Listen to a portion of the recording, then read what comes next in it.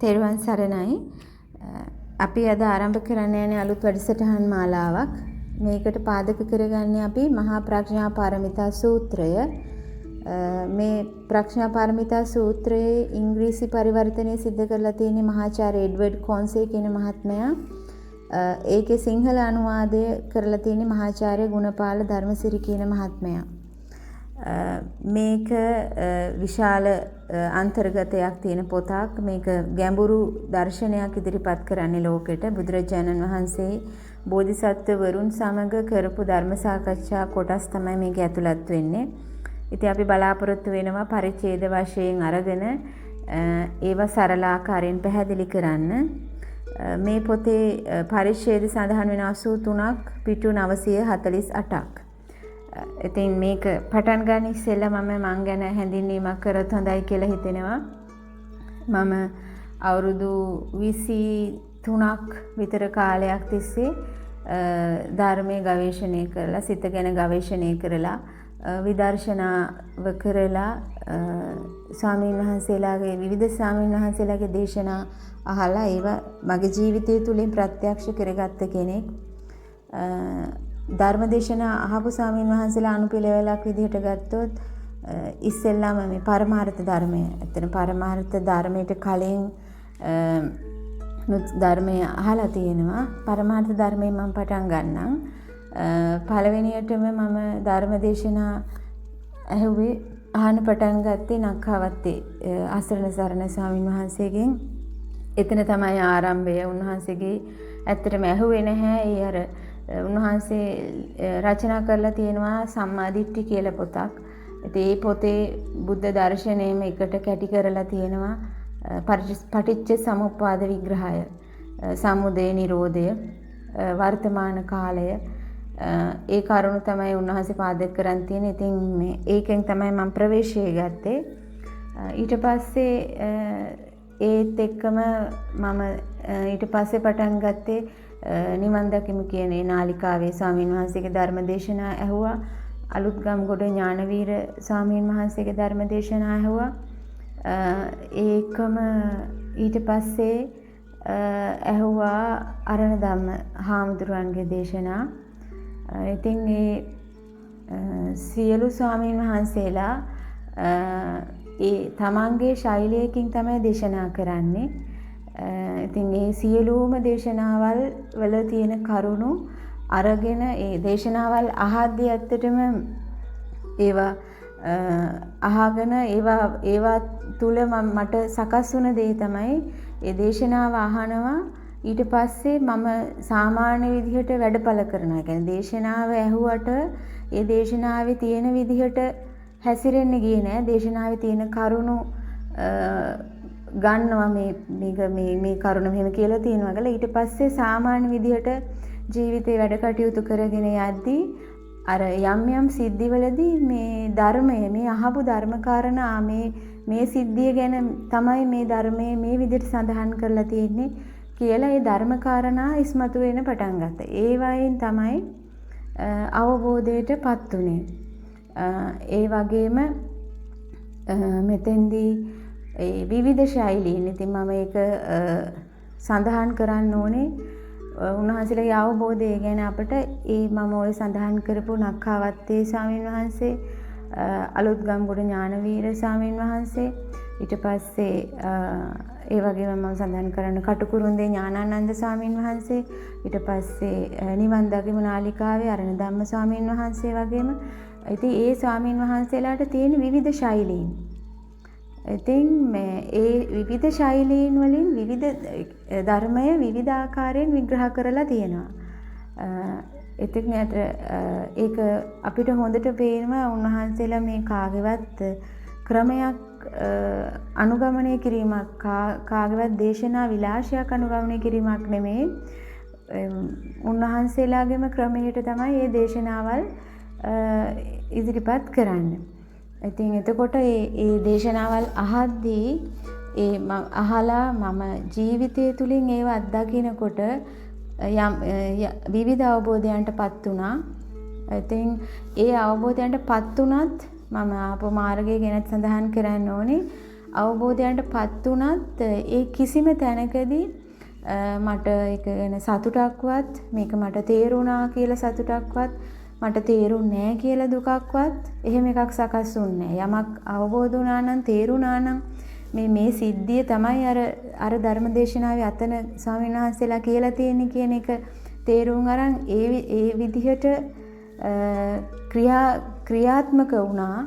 හිතලා ක්‍රියාත්මක කිරීමක් නෙවෙයි ඒ විදිහට ක්‍රියාත්මක වීමක් තමයි සිද්ධ වුණේ. ධර්මයට අනුකූලව විවිධ සිද්ධිය හැමුවේ ක්‍රියාත්මක වීමක්.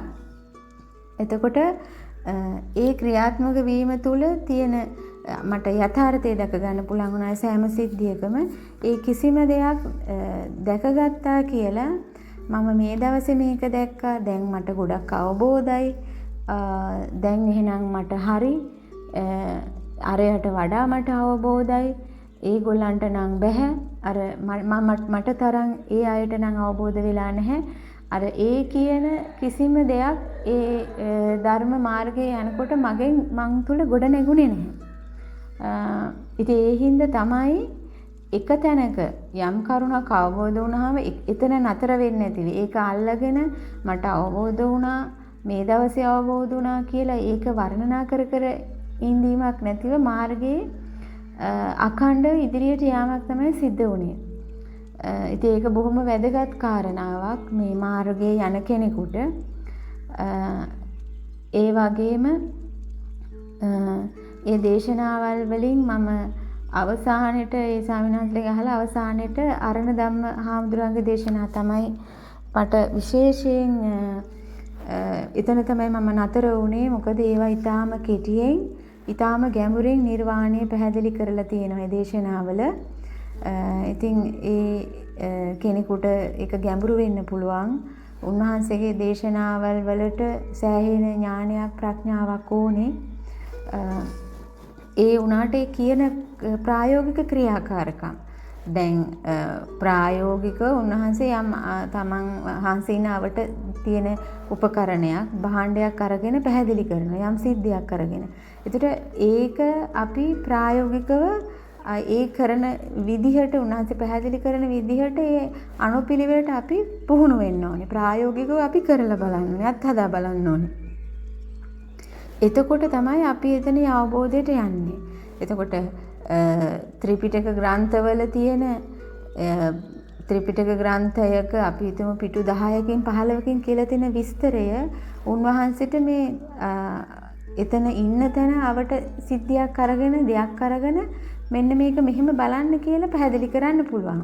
එතකොට අපි අර ඒක පැහැදිලි කරනකොට ඒ ක්‍රියාකාරකම අපි කිරීම තුළින් අපිට ඒක ප්‍රත්‍යක්ෂ වෙනවා. ඒ කාරණාව ප්‍රත්‍යක්ෂ වුණාම අපිට අර න්‍යාය ත්‍රිපිටකයේ තුල සඳහන් වෙන න්‍යායාත්මක කරුණු අර විශාල විස්තරය පිළිබඳ සත්‍ය අවබෝධය අපට ලැබෙනවා. ඒක තමයි උන්වහන්සේගේ දේශනාවල තියෙන විශේෂත්වය.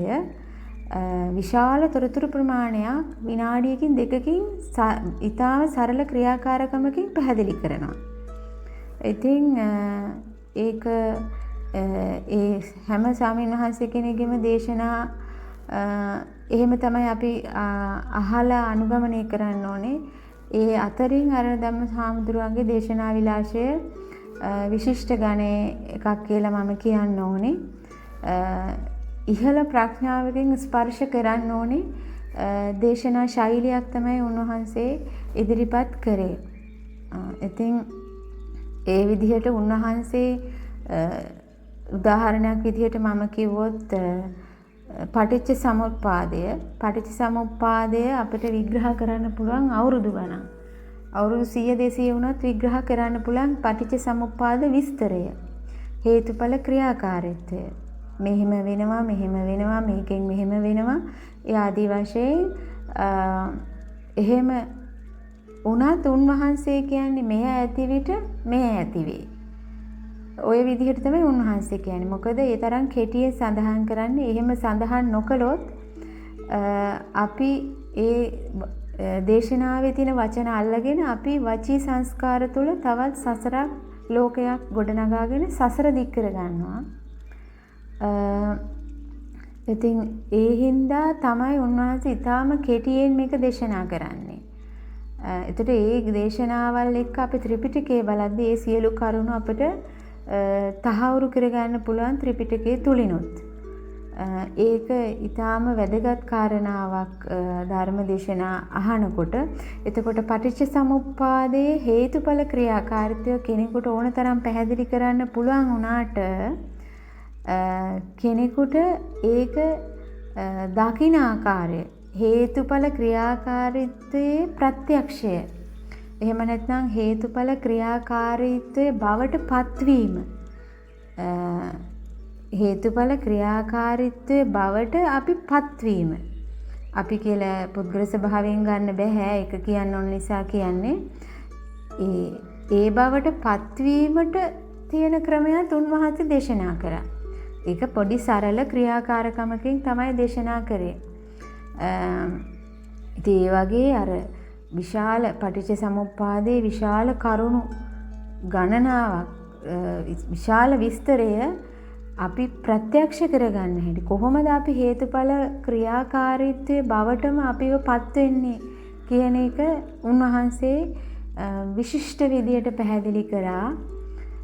ඉතින් විශිෂ්ට ගුරුවරයෙක් කියලා මම සඳහන් කරන්න කැමතියි.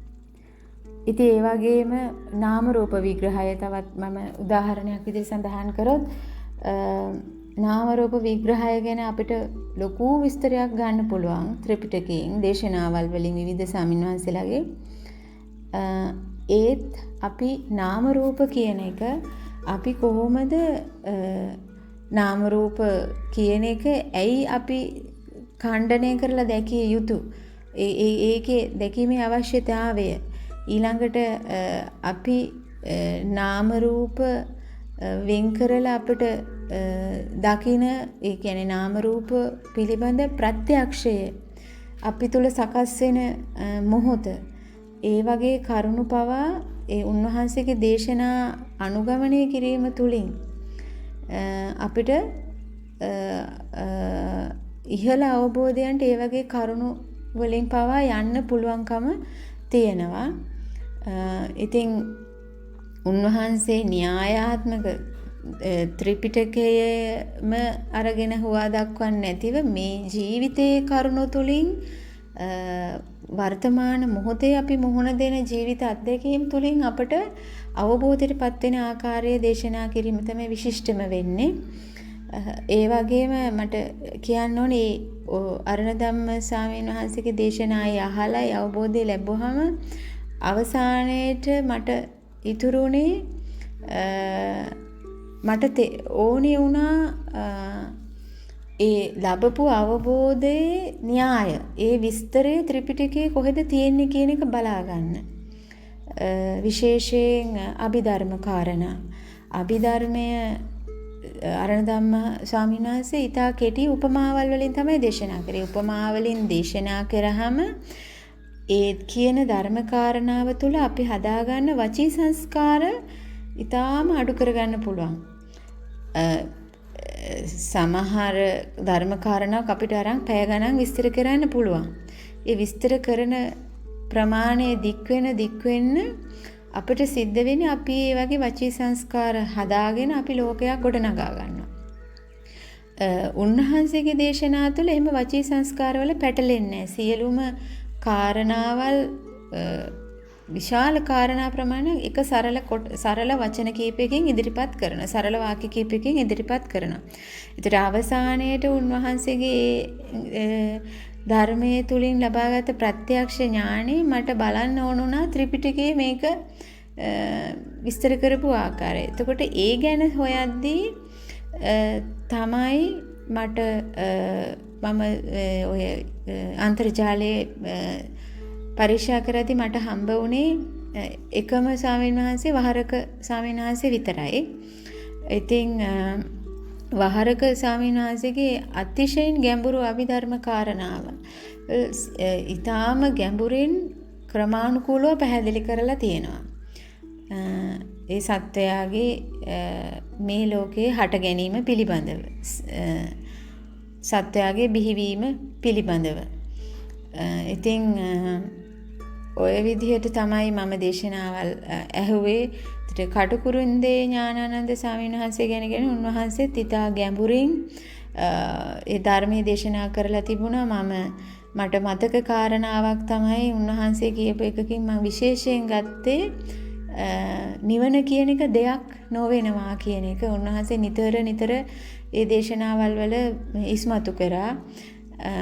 ඊළඟට ඒ වගේම උන්වහන්සේ මේ අපිට තියෙන ලෝකය, අපි දකින ජීවත් වෙන ලෝකය චරණ චිත්‍රයක් කියන එක ඉස්මතු කරා ගොඩාක් දේශනාවල් වල. ඉතින් ඒ චරණ චිත්‍රයක් කියන ඒ දේ අරණ ධම්මහාමුදුරුවෝ ක්‍රියාකාරීත්වයෙන් තමයි පෙන්වන්නේ. උදාහරණයක් අරගෙන ඒ සිද්ධියක් කරා ඒකේ අපි බලන ආකාරය ප්‍රායෝගිකව බලලා ඒක අපි අවබෝධයට පත් වෙන ආකාරය ඒ විදිහට තමයි අරණ ධම්ම ස්වාමීන් වහන්සේ දේශනා කරේ. ඉතින් ඔය විදිහට ඒවා අහද්දී ඊට පස්සේ මම ඒ ප්‍රත්‍යක්ෂයේ ඒ ලබාගත් ඥානය තුලින් තවත් යමක් කල්පනා කරා. යමක් මේකේ තව එහාට තියෙනවා කියන එක. ඉතින් ඒතෙන්දී ඒ කියන්නේ දැන් ඒ කියන්නේ මේ සියලු දේකම හට ගැනීමටත් කලින් එකක් ගැන තමයි කල්පනා කරේ. ඉතින් ඒක සාමාන්‍ය ගැන අදහසක් තිබුණ එක දැනගන්න ඕනේ කියලා. ඉතින් අහම්බෙන් ඒක ගැන හිත ඉන්න කාලෙක තමයි අහම්බෙන් කොත්මලේ ඥානවිජය ස්වාමීන් වහන්සේගේ දේශනා මට අහන්න බලන්න ලැබුණේ. ඉතින් ඒ දේශනාවල උන්වහන්සේ පෙර නොඇසූ විරූ ධර්මයක්, විශිෂ්ටතම ගැඹුරුම දර්ශනයක් ලෝකෙට ඉදිරිපත් කරනවා. මේ සියල්ලේම හට ගැනීම එකම තැනකින් හටගෙන විස්තර කරන ක්‍රමයක්. අපි සාමාන්‍යයෙන් අපි ධර්මයේදී කියනවා අපි හැමෝම එකම සිතක් කියලා කියනවා. නැත්නම් එකම තැනකින් ආවේ. එකම දෙයක් විදිහට තිබුණේ. ඊට පස්සේ තමයි මේවා වෙන් වෙලා වෙනත් ජීවීන් බවට පත් උනේ කියලා.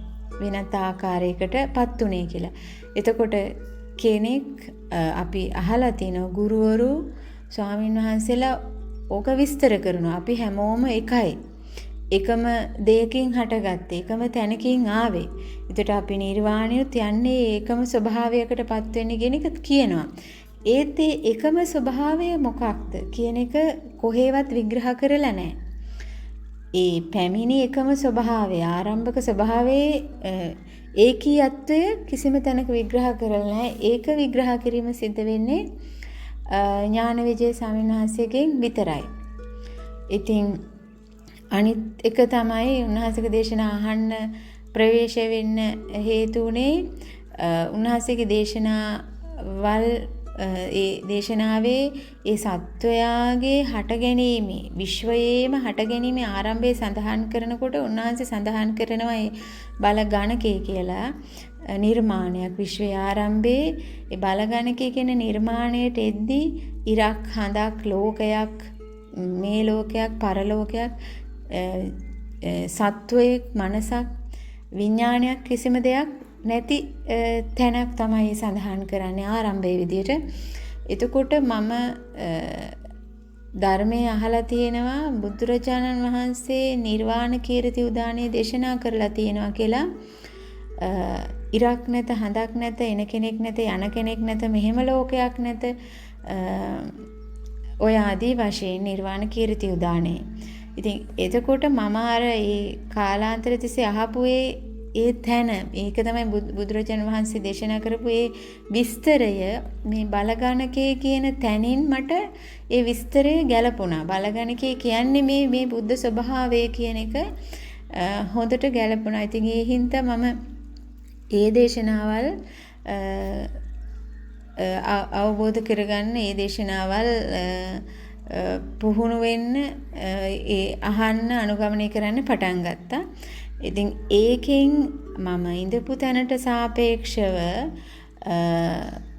ප්‍රත්‍යක්ෂව ජීවිතයේ යථාර්ථය ඕනම කාරණාවකදී සිහිය හොඳටම පිහිටුවාගෙන කටයුතු කරන්න පුළුවන් යථාර්ථය දකින්න පුළුවන් ඥානෙ ඇතිව හිටියත් ඊටත් වඩා ඉහළ ඥාන තලයන්ට ඊටත් වඩා ඉහළ ප්‍රඥාවක් අවදි කරගන්න පුළුවන් වුණා ඥාන විජය ස්වාමීන් වහන්සේගේ දේශනාවලින්. ඉතින් ඒ නිසා තමයි ඒ අවදි වෙච්ච ප්‍රඥාව නිසා තමයි මේ ප්‍රඥා පාරමිතා සූත්‍රය වගේ අතිශයින් ගැඹුරු බෝධිසත්වවරුන්ට බුදුරජාණන් වහන්සේ විසින් දේශනා කරන ලද සූත්‍රය පැහැදිලි කරන්න පුළුවන්කම ලැබෙන්නේ. මොකද උදාහරණයක් විදිහට මම සඳහන් කරන්න ඕනේ ප්‍රඥා පාරමිතා සූත්‍රයේ ශුන්‍යතාවය ගැන සඳහන් වෙනවා. එතකොට ඒ ශුන්‍යතාවයත් ඊට කලින් මම ස්වාමීන් වහන්සේලාගේ ධර්මදේශනා අහලා ඒ ශුන්‍යතාවය තුළ අවුරුදු ගණනාවක් හිටියා.